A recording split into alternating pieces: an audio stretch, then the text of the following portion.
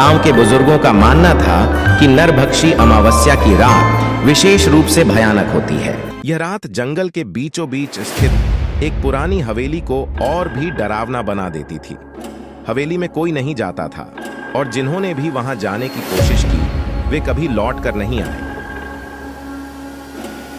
सौरभ एक युवा और जिज्ञासु व्यक्ति करीब 20 साल का है।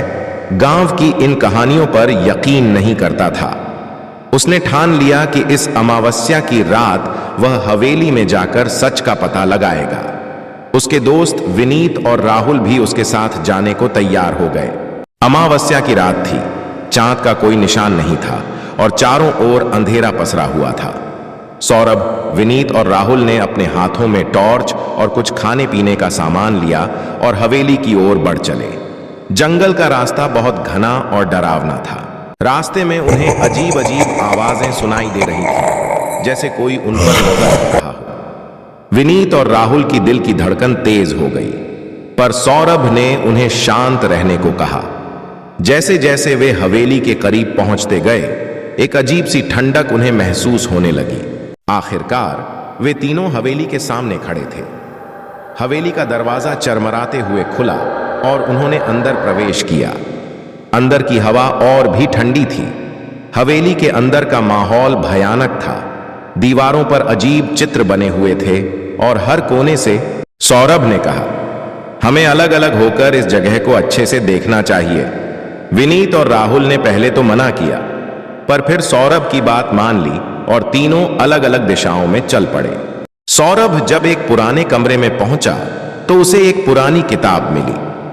किताब के पन्ने पलटते ही उसे समझ आया कि यह हवेली पहले एक जादूगरनी की थी, जो काले जादू में माहिर थी। वह जादूगरनी नरभक्षी अमावस्या की रात को जीवित होकर लोगों की आत्माएं खाती थी। उधर विनीत को एक बड़ा सा शीशा मिला, जिसमें उसकी परछाई नजर नहीं आ रही थी।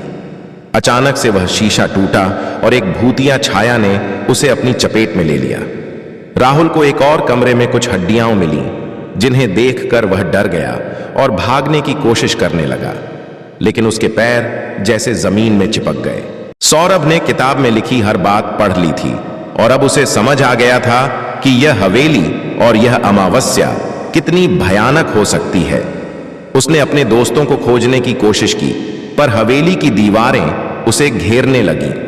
अचानक से एक आवाज आई, तुम्हें यहां नहीं आना चाहिए था। अब तुम्हारी आत्मा भी इस हवेली का हिस्सा बनेगी।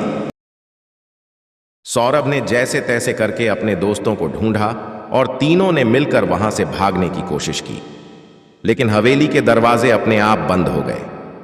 तभी एक भयानक छाया उनके सामने प्रकट हुई, वहीं जादूगरनी की आत्मा, जो नरभक्षी अमावस्या की रात को जागृत होती थी। सौरभ ने किताब में पढ़े जादू के शब्दों को दोहराया और एक दर्पण का इस्तेमाल करके जादूगरनी की आत्मा को उसके ही जाल में फंसा दिया। अचानक से हवेली का माहौल बदल गया। दीवारों पर लगी तस्वीरें सामान्य हो गईं और चारों ओर का अंधेरा गायब हो गया। तीनों दोस्तों ने जल्दी से हवेली से बाहर निकलने का रास्ता ढूंढा और वहां से भागे। वे गांव वापस लौट आए और उन्होंने इस अनुभव को कभी न भूलने की कसम खाई। गांव के लोग अब भी नरभक्षी अमावस्या की रात को घर से बाहर नहीं निकलते, पर सौरभ, विनीत और राहुल के लिए यह रात हमेशा एक यादगार और भयानक कहानी बनकर रह गई। अगर वीडियो पसंद आई हो तो हमारे वीडियो को लाइक करें, हमारे YouTube चैनल को सब्सक्राइब करें, शेयर करें और कमेंट करना ना भूलें। धन्यवाद।